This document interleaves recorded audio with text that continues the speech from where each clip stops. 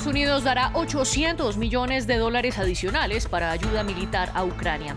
Así lo anunció el presidente Joe Biden, quien poco después llamó criminal de guerra a su homólogo ruso Vladimir Putin. El Kremlin respondió que esto es inaceptable e imperdonable.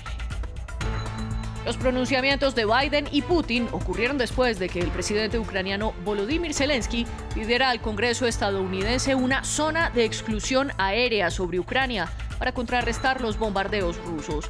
Les explicaremos por qué Occidente se niega a la petición. Más de 1.000 civiles se resguardaban en el teatro en Mariupol, que fue bombardeado, según autoridades locales. Ucrania responsabiliza a Rusia, pero Moscú lo niega y culpa a milicias ucranianas sin dar evidencias. Mientras tanto, el ejército ruso sigue cercando a Kiev. Bienvenidos a las noticias de France 24. Yo soy María Clara Calle y es un placer acompañarlos. El presidente de Estados Unidos, Joe Biden, anunció un nuevo paquete por 800 millones de dólares de ayuda militar y humanitaria a Ucrania, que incluye armamento defensivo, radares y tecnología antiaérea.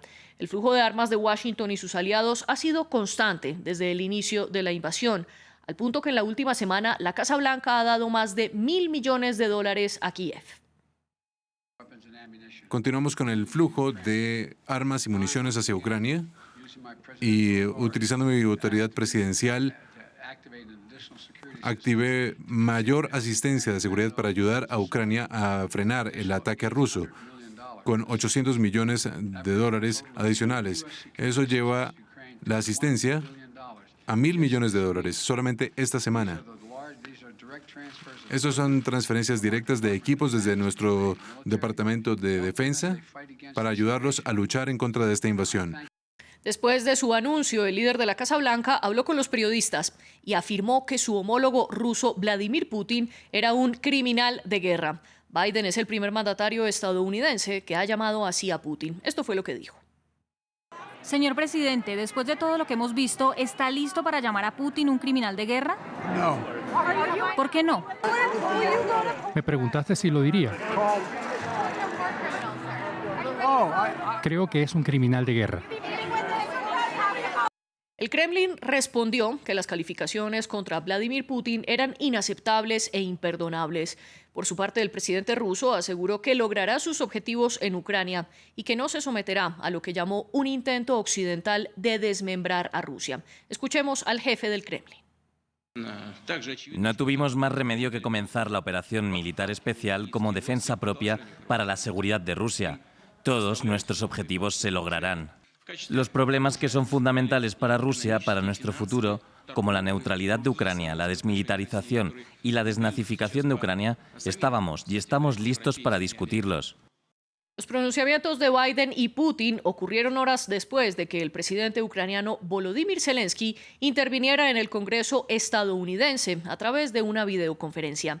Allí el mandatario reiteró una petición que la Casa Blanca y la OTAN han negado, y es declarar una zona de exclusión aérea sobre Ucrania para evitar los bombardeos rusos. Previamente, Iván López Miralles, analista de Political Room, nos explicó desde España qué es una zona de exclusión aérea y por qué Occidente se niega a concederla. No se trata de... No estamos hablando de una zona de exclusión aérea, sino que estamos hablando de imponer una zona de exclusión aérea. Y esto implica que hay que realizar patrullas constantes sobre el territorio ucraniano, hay que movilizar un gran número de aeronaves, y aunque en un escenario idílico esto no significase un enfrentamiento directo con Moscú, podría significar una escalada nuclear, como ya hemos presenciado con la señalización relativo al grado de alerta de sus fuerzas estratégicas, ¿no? Pero para que la efectividad de la exclusión aérea sea realmente efectiva, deben derribarse los aviones y helicópteros rusos en vuelo, ¿no? Lo que evidentemente pues, implicaría un choque directo de la OTAN con Moscú. A esto además hay que sumarle la neutralización de las propias amenazas a los aviones de la OTAN, es decir, hay que localizar, destruir los sistemas antiaéreos que Rusia tiene desplegados en territorio ucraniano, ya sea misiles de tierra-aire, baterías antiaéreas, radares, y no solo eso, sino también habría que neutralizar los sistemas desplegados en territorio ruso y bielorruso, por lo que podrían suponer una amenaza, ¿no? Por lo tanto, estamos hablando de que esta exclusión aérea hay que estar dispuestos a disparar y a que te disparen, como bien ha afirmado el portavoz del Pentágono, John Kirby. Por eso los países de la OTAN y tanto Estados Unidos son tan reticentes a la implementación de una exclusión aérea, porque significaría una tercera guerra mundial con Rusia, y Rusia ya ha señalizado que esa tercera guerra mundial sería de carácter nuclear.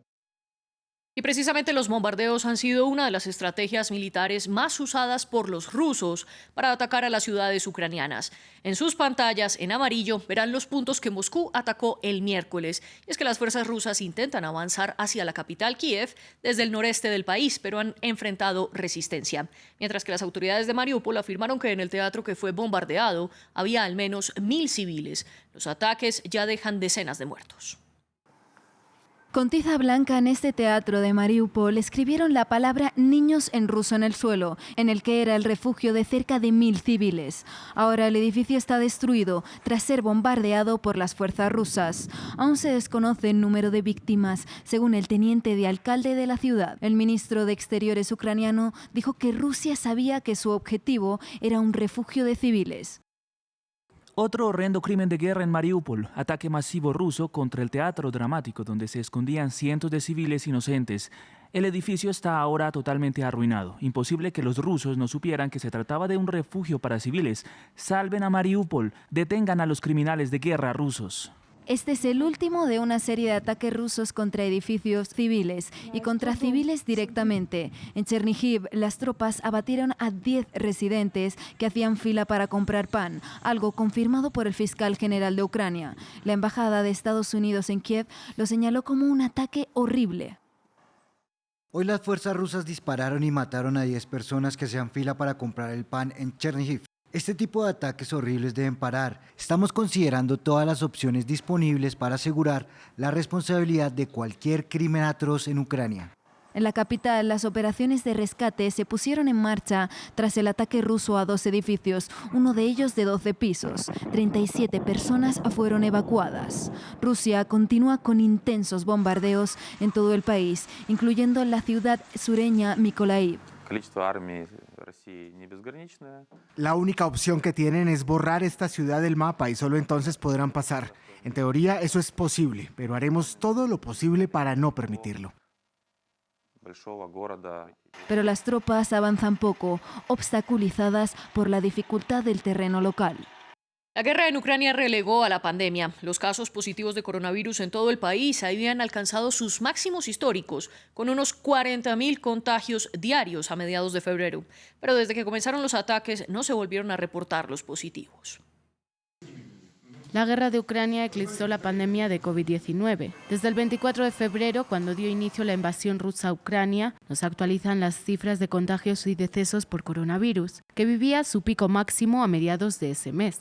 Sin embargo, los servicios sanitarios también intentan hacer frente a otra batalla, la pandemia.